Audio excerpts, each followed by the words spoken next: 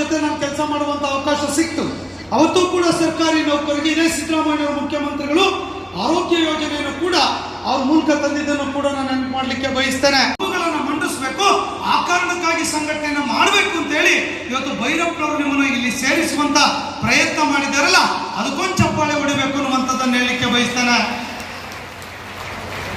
ಸಂಘಟನೆ ಅಂತ ಹೇಳಿದ್ರೆ ನನ್ನ ವೈಯಕ್ತಿಕ ಸ್ವಾರ್ಥಕ್ಕಾಗಿ ಅಲ್ಲ. ನೀವು ಅಂದ್ಕೊಂಡಿರ್ಬೋದು ನಾವೆಲ್ಲ ಸಂಘಟನೆಗೆ ಇವತ್ತಿದ್ದೇವೆ ಅಂದ್ರೆ ಎಷ್ಟೋ ದಿನ ಮಠಗಳನ್ನು ಬಿಟ್ಟು ಕೆಲಸ ಮಾಡ್ತೇವೆ. ಅದು ವೈಯಕ್ತಿಕ ಸ್ವಾರ್ಥಕ್ಕಾಗಿ ಅಲ್ಲ, ನಮ್ಮನ್ನ ಆಶೀರ್ವಾದ ಮಾಡಿರುವಂತ ಆ ಸಂಘಟನೆಗೆ ಇವತ್ತು 15,000 ಪೆನ್ಷನ್ ಕೂಡ ಬರ್ತಾ ಇದೆ ನಮ್ಮ ತಾಯಿಯವರಿಗೆ. ಬಹಳಷ್ಟು ಜನಗಳಿಗೆ 4,50,000 ಜನ ನೌಕರರಿದ್ದಾಗಿದ್ದೀರಾ. ತಮ್ಮೆಲ್ಲರಿಗೂ ಕೂಡ ಇವತ್ತು 7th ಪೇ ಕಮಿಷನ್ ಮೂಲಕ ನಮ್ಮ ಸರ್ಕಾರಿ ನೌಕರಿಗೆ ಸರಿಸಮಾನವಾಗಿ ಇವತ್ತು ವೇತನ ಮತ್ತು ಹೆಚ್ಚಳ ಆಗಿದೆ ಅಂದ್ರೆ ಭೈರಪ್ಪನವರ ಪಾಲು ಕೂಡ ಇದೆ ಅನ್ನುವಂಥದ್ದನ್ನ ಬಹಳ ಅಭಿಮಾನದಿಂದ ಹೇಳಿಕ್ಕೆ ಬಯಸ್ತೇನೆ.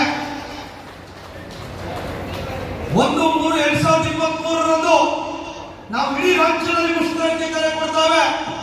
ಅವ್ರು ಬಸವರಾಜ ಬೊಮ್ಮಾಯಿ ಮುಖ್ಯಮಂತ್ರಿಗಳಿರ್ತಾರೆ. ಸ್ವಲ್ಪ ಎಕೋ ಕಡಿಮೆ ಮಾಡ್ಬೋದು, ಎಕೋ ಜಾಸ್ತಿ ಬರ್ತಾ ಇದೆ. ಅವತ್ತು ಸರ್ಕಾರ ಮಧ್ಯಂತರ ಪರಿಹಾರವನ್ನು ಕೊಡ್ಲಿಕ್ಕೆ ಒಪ್ಪೋದಿಲ್ಲ. ಅವತ್ತು ಸ್ಟ್ರೈಕ್ ಮಾಡ್ತೇವೆ. ಬಹುಶಃ ವಿಡಿಯೋ ನಾವು ನೋಡಿದ್ರಿ, ಭೈರಪ್ಪನವರು ವೀರಾವೇಶದ ಮಾತುಗಳನ್ನ ಅವತ್ತು ಆಡ್ತಾರೆ.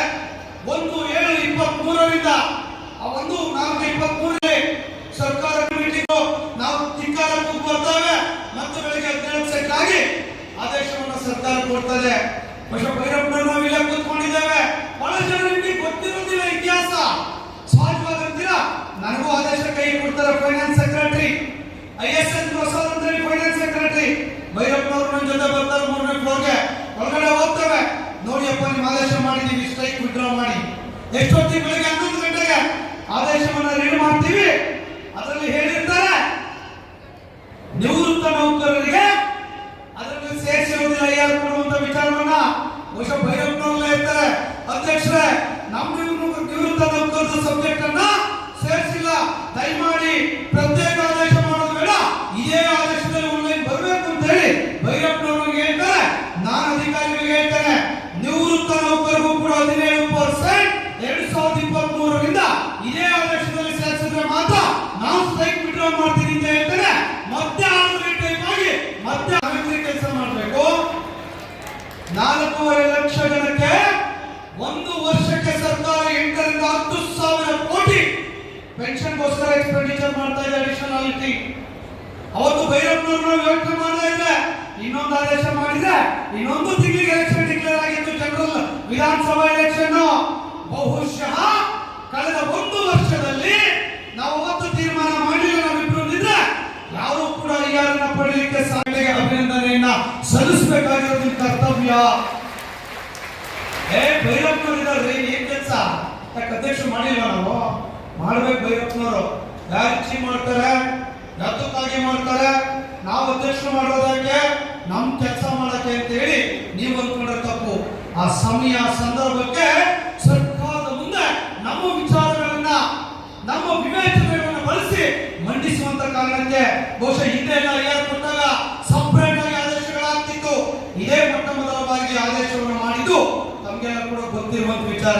ಕಮಿಷನ್ ತಗೊಳ್ತಾ ಇದ್ದೀರಾ, ಮತ್ತೆ ನಿಮ್ಗೆ 5,000 7,000 depend upon the scale and the grade ಸಂಬಳಗಳು ಇವತ್ತು ಜಾಸ್ತಿ ಆಗಿದೆ. ಬಹುಶಃ 7th ಪೇ ಕಮಿಷನ್ ತಗೊಳ್ಬೇಕಾದ್ರೆ ಇದೇ ಏಪ್ರಿಲ್ 1/4/25 7ನೇ ವೇತನ ಆಯೋಗವನ್ನು ಕೊಡಲಿಕ್ಕೆ ಸರ್ಕಾರ ಚಿಂತನೆ ಮಾಡಿತ್ತು. ನಮಗೂ ಒಪ್ಪೆ ಆಗ್ತಿತ್ತು, ನಿಮಗೂ ಒಪ್ಪೆ ಆಗ್ತಿತ್ತು, ತಗೊಳ್ಳಿಕ್ಕೆ ಸಾಧ್ಯ ಆಯ್ತು. ಬಹುಶಃ 7th ಪೇ ಕಮಿಷನ್ ಏಪ್ರಿಲ್ 25 ನಾವು ಜಾರಿಗೆ ಕೊಡ್ತೀವಿ ಅಂತ ಅಂತಿದ್ರೆ ಸಾಕಷ್ಟು ಜನಗಳಿಗೆ ಲಕ್ಷಾಂತರ ರೂಪಾಯಿ ಪೆನ್ಷನ್ಗಳು, ಸಾವಿರಾರು ರೂಪಾಯಿ ಪೆನ್ಷನ್ಗಳನ್ನ ನಾವು ಕಳ್ಕೊಳ್ಬೇಕಾಗಿತ್ತು. ಸಂಘಕ್ಕೆ ಅವಕಾಶವನ್ನು ಕೊಡದೆ 1/7/22 ಕಾಲ್ಪನಿಕವಾಗಿ ಇನ್ ಸರ್ವಿಸ್ ಅವರಿಗೆ ಇದನ್ನು ನಿಗದಿಗೊಳಿಸುವಂತ ಕೆಲಸವನ್ನು ಮಾಡಿ ಇವತ್ತು ಪೆನ್ಷನ್ ವ್ಯವಸ್ಥೆ ಕೂಡ ಜಾಸ್ತಿ ಆಗಿತ್ತು. ನಮ್ಗೆಲ್ಲ ಕೂಡ ಗೊತ್ತಿದೆ. ಇದರಲ್ಲಿ ಒಂದು ಸಮಸ್ಯೆ ಕೂಡ ಬಂದಿದೆ, ನಮಗೆ ಕೂಡ ಗೊತ್ತಿದೆ. 1/7/22 ಏನು ಸರ್ಕಾರಿ ನೌಕರರಿಗೆ ಕಾಲ್ಪನಿಕವಾಗಿ ನೋಷನಲ್ ಆಗಿ ಫಿಕ್ಸೇಷನ್ ಕೊಟ್ಟಿದ್ದೀರಾ, ನಮ್ಗೆ ಕೊಟ್ಟಿಲ್ಲ ಸ್ವಾಮಿ. ನಾವೇನ್ ಮಾಡಿದೀವಿ ಅನ್ಯಾಯ? 24/172 ಹಿಂದಕ್ಕೆ DCRG ಕಡಿಮೆ ಆಗಿದೆ, EL ಇನ್ವೆಸ್ಟ್ಮೆಂಟ್ ಕಡಿಮೆ ಆಗಿದೆ, ಕಮ್ಯುಟೇಷನ್ ಕಡಿಮೆ ಆಗಿದೆ ಅನ್ನುವಂತ 3 ಡಿಮ್ಯಾಂಡ್ಗಳನ್ನು ಇಟ್ಕೊಂಡು ಸಮಾಜದಲ್ಲಿ ಈಗಾಗಲೇ ಚರ್ಚೆಗಳು ಕಳೆದ 4-5 ತಿಂಗಳಿಂದ ಪ್ರಾರಂಭ ಆಗಿರೋದು ನಿಮಗೂ ಗೊತ್ತಿದೆ, ನನಗೂ ಗೊತ್ತಿದೆ. ಬಹುಶಃ ಭೈರಪ್ಪನವರಿಗೆ ಹೊಸಬರೇನಲ್ಲ, ಹಲವಾರು ವೇತನ ಆಯೋಗಗಳನ್ನು ನೋಡಿದ್ದಾರೆ. ನಾನು ಕೂಡ 96ರಿಂದ ಕೂಡ ವೇತನ ಆಯೋಗಗಳನ್ನ 98ರಲ್ಲಿ ನೋಡಿದ್ದೇನೆ.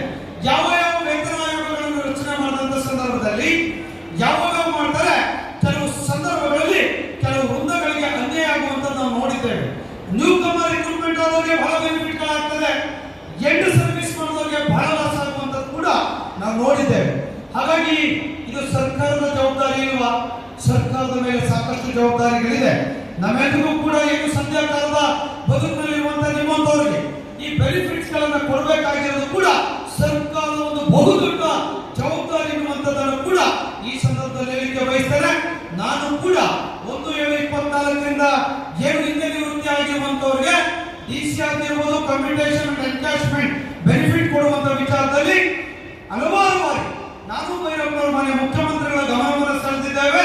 ನಾನು ಕೂಡ ಅವರಿಗೆ ರಿಕ್ವೆಸ್ಟ್ ಅನ್ನ ಮಾಡಿದ್ದೇವೆ, ಸರ್ ಯಾವ್ದಾದ್ರು 1 or 2 ಸ್ಕೀಮ್ಸ್ ಗಳನ್ನ ಒಂದಿಷ್ಟು ಏನೇನು ಬೆನಿಫಿಟ್ ಸಿಗಬೇಕು ಆ ಸಿಗುವಂತ ವಿಚಾರದಲ್ಲಿ ನಿಮ್ಮೆಲ್ಲ ಹೋರಾಟದ ಜೊತೆಯಲ್ಲಿ ಅತ್ಯಂತ ಪ್ರಾಮಾಣಿಕವಾಗಿ ರಾಜ್ಯ ಸರ್ಕಾರಿ ನೌಕರ ಸಂಘ ನಿಮ್ಮ ಜೊತೆ ಪ್ರಾಮಾಣಿಕವಾಗಿರುತ್ತೆ, ಮುಖ್ಯಮಂತ್ರಿಗಳ ಜೊತೆ ಪ್ರಾಮಾಣಿಕವಾಗಿ ಒತ್ತಾಯ ಮಾಡ್ತೇವೆ. ಹಿಂದೆ ಮುಂದೆ ನೋಡುವಂತ ವ್ಯಕ್ತಿ ನಾನಲ್ಲ ಅನ್ನೋದನ್ನ ಬಹಳ ಸ್ಪಷ್ಟವಾಗಿ ಹೇಳ್ತೇನೆ. ಎಲ್ಲೋ ಹಿಂದೆ ಒಂದು ಕಾಲ ಇತ್ತು ನಿವೃತ್ತ, ಖಂಡಿತ ನಾನು ಕೂಡ ಸಿಎಂ ಸಾಹೇಬ್ ಜೊತೆ ಒಂದು ಸಪರೇಟ್ ಆಗಿ ಮೀಟಿಂಗ್ ಅನ್ನು ಅವರು ಬಂದ ನಂತರ ನಿಮ್ಮ ನಿವೃತ್ತ ನೌಕರರ ಸಂಘದ ಅಧ್ಯಕ್ಷ ಪದಾಧಿಕಾರಿಗಳ ಜೊತೆ ಒಂದು ಎಕ್ಸ್ಕ್ಲೂಸಿವ್ ಆಗಿ ಮುಖ್ಯಮಂತ್ರಿಗಳ ಜೊತೆ ಒಂದು ಸಭೆಯನ್ನು ಇನ್ನೊಂದು ತಿಂಗಳಲ್ಲಿ ಮಾಡಿ ಅದರಲ್ಲಿ ಹಂತ ಹಂತವಾಗಿ ಆ ಸಮಸ್ಯೆಗಳನ್ನು ಬಗೆಹರಿಸುವಂತ ಕೆಲಸವನ್ನ ನಾವು ಮಾಡ್ತೇವೆ ಅನ್ನುವಂತ ಮಾತನ್ನು ಕೂಡ ಈ ಸಂದರ್ಭದಲ್ಲಿ ತಮ್ಮೊಟ್ಟಿಗೆ ಹೇಳ್ಕೊಳ್ತಾ